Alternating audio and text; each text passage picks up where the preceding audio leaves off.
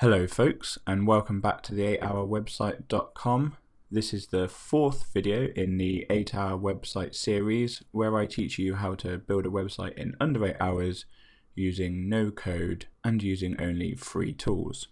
If you haven't already, I suggest you go to our website www.the8hourwebsite.com, where you can find all the text versions of these tutorials, as well as a few extra tips and tricks that I haven't managed to squeeze into these videos. In the last video, we talked about the basic building blocks of a web page, which are called elements, and I also showed you how to add, edit, and style text to your pages.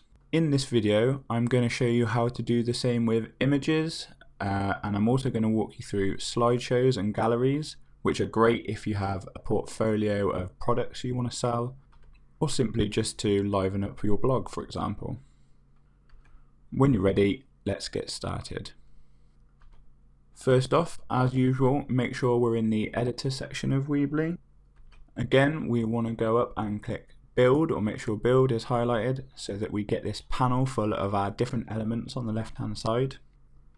And this lesson we're concerned with these three elements here: image, gallery, and slideshow. I'm going to start off with image because that's the most simple one, and you'll notice I've got some example text on the page already just so I can reiterate what we talked about last lesson with the arranging of elements.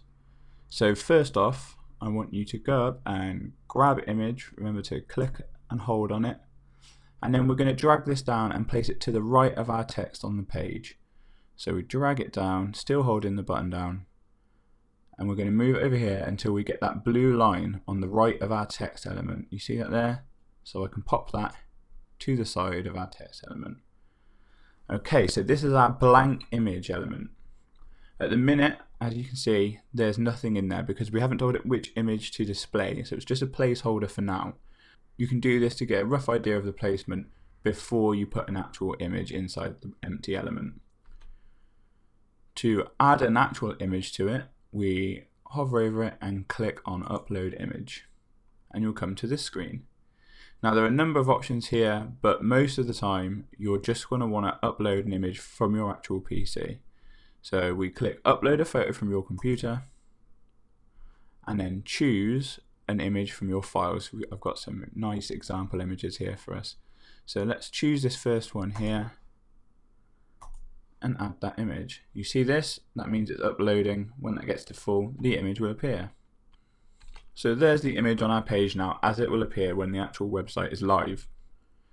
Just like with the text elements before, we can click and drag this image around while it's on the page. So we can move that now. Let's put it underneath the text as well to show you. And we can also delete it with the X button like we did last time. I'm just going to put this back at the top so it's easier to see. Okay, so that's fairly simple, just the same as we added text by clicking and dragging from the side. We do the same with image, except afterwards we simply have to choose which image to display. After we've added an image to the page, however, we have a number of different options that we didn't have with text. So I want you to hover over your image and left click, and now you'll get the element option. This is the same for most elements in Weebly, by the way. So whatever you add here, normally by clicking on the element when it's on the page, will give you a list of further options. So get used to doing that. Our first two main options are edit image or replace image. Replace image simply allows you to upload a different photo without deleting the element, but it's edit image we're interested in for now. So if we click on that, okay, so now we get some further options. We can crop or rotate the image. We can alter the opacity, so perhaps you have a background image that you want to show through for some reason. And we have fade, which is similar but alters the opacity in different corners or sides of the picture. We also have effects, which if I go in here, can add some different filters to the image. Okay. Now you may use these options, you may not. I would imagine the one you're going to use the most, however, is the resize image option. So now that we're here, you see this border around the image. This allows us to change the dimensions of the image. And we can also alter the placement within the area that we placed it before. Okay, so let's bring that back up to full size. Okay, so once we have the image the size that we want it, we can either cancel or save in the top right hand corner. Cancel will revert any changes that you've made to it, and save will save the new additions. Nice and easy. There's also a quick resize option when you have the image on the page. If you look in the bottom right hand corner here, there's a quick resize option there, and you can also move the image around without having to go into the edit image menu. And it's simple as that. You can add as many images to your web page as you want this way, but bear in mind that images are fairly big in file size, and the more images that you have on the page and the higher resolution the images you have on the page, the longer it will take that web page to load. So that's an important consideration if you have a lot of pictures on your website. It will make the website slower for people to go on, and it might frustrate them, even frustrate them enough to leave your website. So always bear that in mind. Having said that, nice images are the linchpin of a decent website.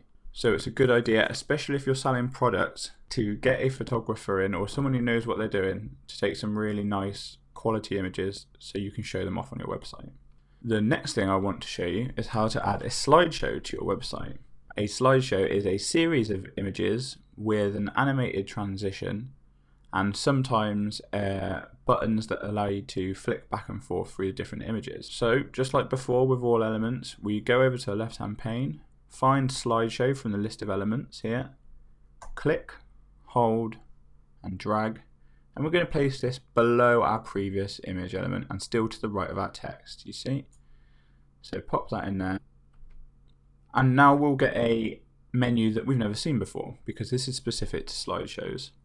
So we get to choose a slideshow style. Now remember, just like anything in Weebly, it's easy to change later on, so don't worry too much for now. If you don't know what you want, just pick the first one and you can change it at a later time. But basically, these options are different styles of slideshow which affect where the thumbnails for each of the images are shown and what style of thumbnail they have. For now, we're going to go with just a simple slideshow and click continue.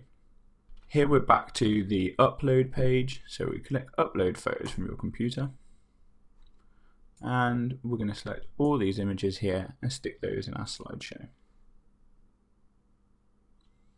And you'll see them uploading in the bottom right hand corner and appearing one by one in our slideshow arrangement page. I'll just wait for that to upload. Perfect. So the order that these images appear in this menu is the order that they'll appear in our slideshow. So here we can click, drag and rearrange the order to rearrange which order they'll show up on our page. Whoop, and there we go. We can also do a couple of other things on this page. We can make each image a hyperlink by clicking on the add link button. We can add a caption to the image, and we can also remove images by hitting the dustbin icon. If you want to add more photos, click on add photos, and when you're ready to go, hit save. This is how it will appear on your actual web page when your site goes live. Now you can see, because I've clicked on the element, we have the element options up again. Again, most of these are fairly self-explanatory. Add or edit photos will take you back to the menu we just came out of. Transition style is the animation style that Weebly uses to flick between your images.